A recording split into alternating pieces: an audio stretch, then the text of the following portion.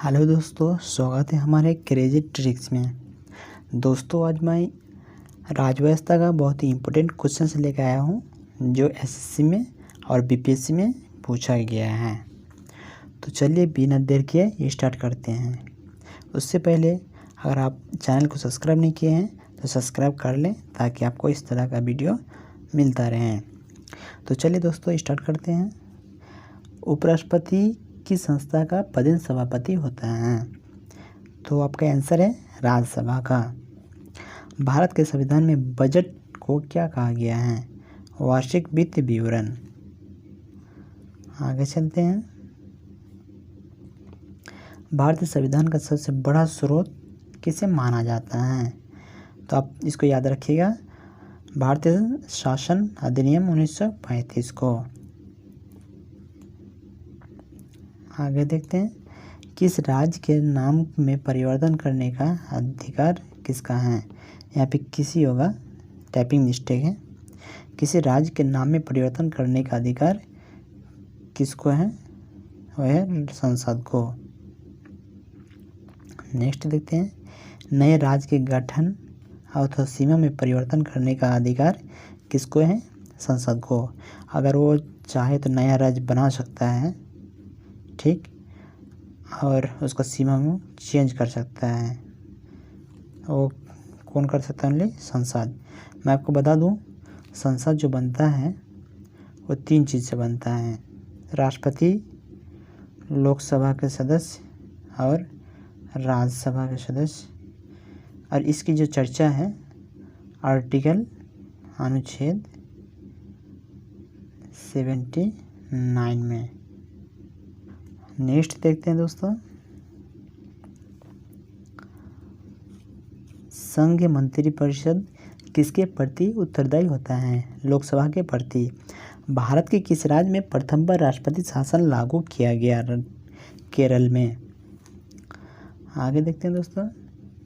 राज्य की कार्यपालिका शक्ति किस में निहित होती है? राज्यपाल में। यहाँ पर राज्य की बात करें तो राज्यपाल, अगर संघ की बात करें तो होगा आपका राष्ट्रपति, प्रेसिडेंट। आगे चलते हैं दोस्तों। धन विधेयक के संबंध में राज्यसभा को किस प्रकार का अधिकार है? केवल सिफारिश अधिकार। लोकसभा के निर्वाचन क्षेत्र का परिसीमन कौन करता है? परिसीमन आयोग करता है। नेक्स्ट देखते हैं। भारत के प्रथम मुख्य चुनाव आयुक्त थे सुकुमार सेन। राज्यसभा किसी धन विधेयक को कितने दिन तक रोक सकती है? 14 दिन तक। उसके बाद वो ऑटोमेटिक पास हो जाता है। आगे चलते हैं। भारत के संविधान में प्रथम संशोधन कब किया गया था? 1951 में किया गया था। संसद के कितने सत्र होते हैं? तो आप इसको याद रखिएगा, 3 सत्र होते हैं। आप कौन कौन है? बजट, मानसून और शीतकालीन। महाधिवक्ता की नियुक्ति किसके द्वारा की जाती है? बहुत ही इम्पोर्टेंट क्वेश्चन हैं, राज्यपाल के द्वारा।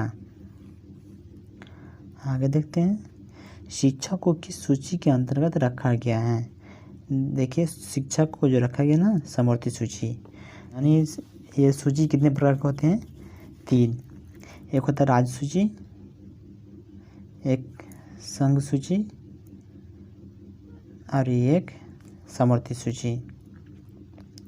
जिसमें राज्य सूची में सिर्फ राज्य का अधिकार रहता है, संघ सूची में सिर्फ संघ मतलब केंद्र का रहता है, और समवर्ती सूची में इसमें दोनों का रहता है, राज्य और केंद्र दोनों का रहता है। तो इसलिए शिक्षा का जो अधिकार है वो दोनों का है, राज्य का भी और संघ का भी, केंद्र का भी। नेक्स्ट देखते हैं। राज्य के विश्वविद्यालय का पदेन कुलपति कौन होता है? तो याद रखिएगा, राज्यपाल होता है। नेक्स्ट। जिन प्रश्नों का उत्तर कोई सांसद या विधायक तुरंत चाहता है उसे कौन सा प्रश्न कहा जाता है? बहुत ही इम्पोर्टेंट क्वेश्चन हैं दोस्तों, तारांकित प्रश्न। नेक्स्ट देखते हैं दोस्तों। संसद के प्रति सदन की बैठक में पहला विषय कौन सा होता है? तो प्रश्नकाल। दूसरा देखते हैं, किस सूची के विषय केंद्र तथा राज्य दोनों का क्षेत्राधिकार होता है? तो याद रखिए समवर्ती सूची। नेक्स्ट क्वेश्चन देखते हैं, केंद्र और राज्य सरकारों के बीच विवादों का हल किसके अधिकार क्षेत्र में होता है? हमेशा याद रखिएगा उच्चतम न्यायालय, सुप्रीम कोर्ट।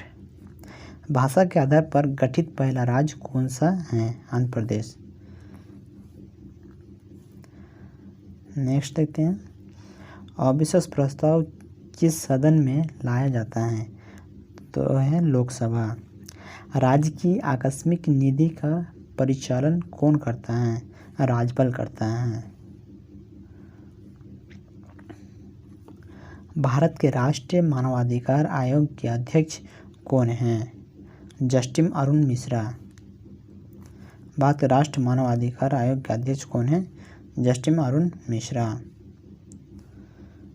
नेक्स्ट देखते हैं, नीति आयोग की स्थापना किस वर्ष हुई थी? 2015 को हुई थी। जब राष्ट्रपति एवं उपराष्ट्रपति का पद खाली हो तो भारत के राष्ट्रपति का पद कौन संभालता है? तो याद रखिएगा भारत के मुख्य न्यायाधीश। भारतीय संसद का उच्चतम सदन क्या कहलाता है? राज्यसभा। नीति आयोग का पदेन अध्यक्ष कौन होता है? प्रधानमंत्री। भारत के ईवीएम का पहली बार इस्तेमाल कब किया गया था? 1982 में केरल के पारूर विधानसभा क्षेत्र में। नेक्स्ट देखते हैं, राज्यसभा कब भंग की जा सकती है? हमेशा याद रखिएगा राज्यसभा कभी भी भंग नहीं होता है और ना ही इसको समाप्त कर सकता है। संविधान में मूल कर्तव्यों की कुल संख्या कितनी है? 11। संसद के दो सत्रों के बीच की अवधि कितने समय के अधिक नहीं होनी चाहिए? 6 महीना से अधिक नहीं होना चाहिए। भारतीय संविधान के निर्माण में कुल कितना समय लगा था? 2 वर्ष 11 महीना 18 दिन। भारतीय राष्ट्रीय ध्वज तिरंगा का डिजाइन किसने तैयार किया था? पिंगली वेंकैया। विश्व का सबसे बड़ा लिखित संविधान किस देश का है? वह है भारत का। राष्ट्रपति पर महाभियोग की प्रक्रिया किस देश से ली गई है? संयुक्त राज्य अमेरिका। भारत की प्रथम महिला राष्ट्रपति कौन हैं? श्रीमती प्रतिभा सिंह पटेल। नियंत्रक एवं महालेखा परीक्षक का कार्यकाल कितना होता है? 6 वर्ष। सामूहिक रूप से मंत्रिपरिषद किसके प्रति उत्तरदायी होता है? लोकसभा के प्रति। भारत के मुख्य चुनाव आयुक्त की नियुक्ति कौन करता है? राष्ट्रपति करता है। परिसीमन आयोग के अध्यक्ष होता है मुख्य चुनाव आयुक्त। संविधान के किस अनुच्छेद के तहत राष्ट्रीय आपातकाल की उद्घोषणा राष्ट्रपति करता है? इसको याद रखिएगा 352 और 356 में राष्ट्रपति शासन और 360 में वित्तीय आपात। 360 में याद रखिएगा वित्तीय आपात। आगे देखते हैं, राष्ट्रीय आपातकाल की अधिकतम अवधि की सीमा है? कोई समय सीमा नहीं है। राज्य में आपातकाल के समय राज्य का शासन किसके हाथ में रहता है? तो आपका आंसर है राष्ट्रपति। संविधान संशोधन है तो विधेयक सर्वप्रथम कहाँ प्रस्तुत किया जाता है? संसद में।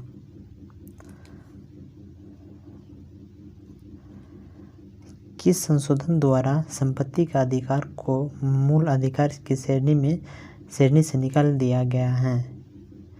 44वें संविधान संशोधन। दल बदल निरोधक कानून किस संविधान संशोधन विधेयक से संबंधित हैं? 52वां संविधान संशोधन।